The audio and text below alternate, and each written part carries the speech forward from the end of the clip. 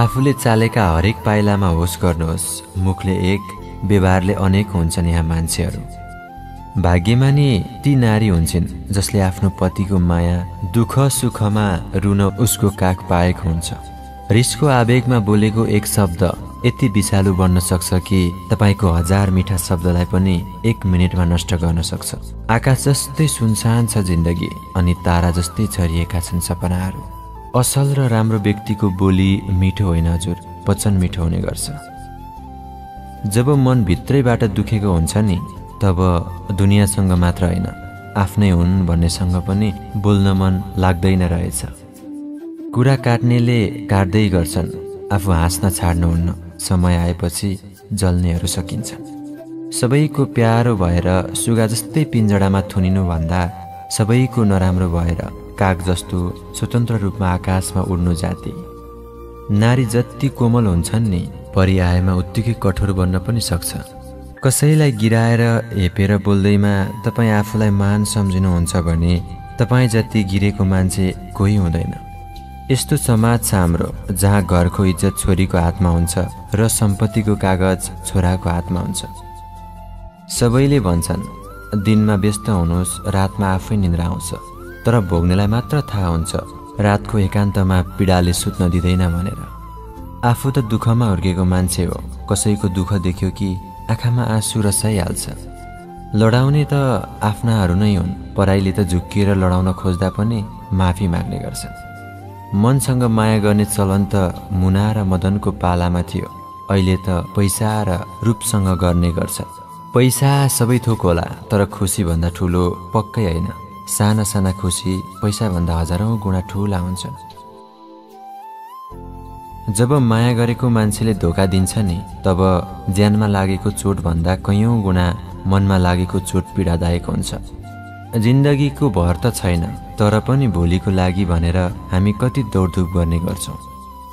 भरोसा र सिसा उस्तै उस्तै हुन्, एकपल्ट टुटेपछि फेरि पहिले जस्तो कहिले हुन सक्दैन।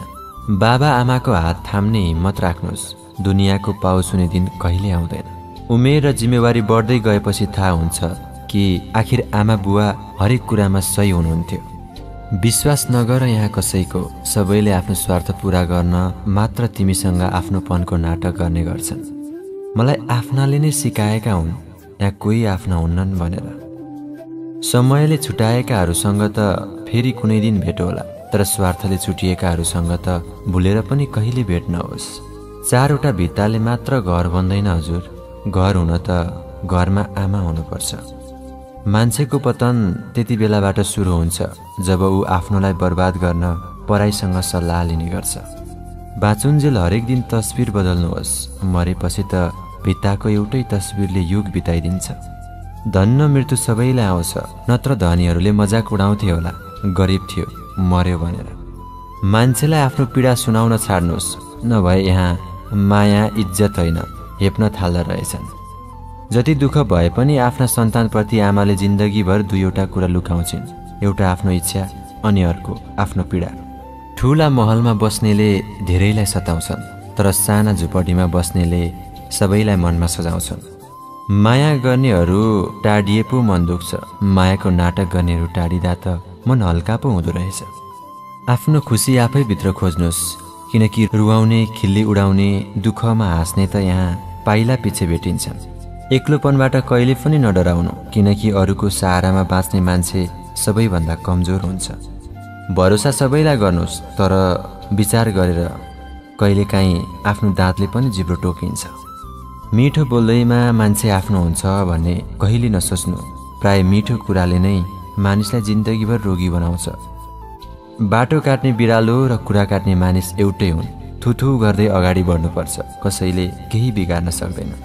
रोजेको खोजेको जस्तो कहाँ हुन्छ र जिन्दगी, जे जस्तो छ त्यसैलाई टालटुल पारेर चिटिक्क बनाउन सिक्नुपर्छ। जन्मघर छोडेर कर्मघर आएकी छोरीलाई बुहारी भनेर होइन, छोरी भनेर बोलाउनु छ आमा। जन्मघरको आँसु बिर्साउने छ हजुरको छोरी भन्ने शब्दले। कसैको प्रशंसा गर्नुभयो भने मानिस अक्सर चुप रहन्छन्, तर कसैको कुरा काट्नुहोस् चुप बस्दैनन्, सुरमा सुर मिलाएर बोल्छन्।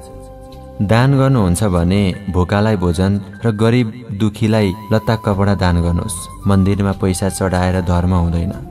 याद गर्नुहोस्, दाजुभाइ चिनिन्छन् आपत पर्दा, पत्नी चिनिन्छन् धनधान्य सकिँदा, पति चिनिन्छ पत्नीलाई रोग लाग्दा, बन्धु चिनिन्छन् विपत्ति पर्दा, मित्र चिनिन्छन् अति दुःख पर्दा। अरूको खुट्टा काटेर आफ्नो उचाइ बढाउने भन्दा आफै बढेर अग्लो भएको राम्रो।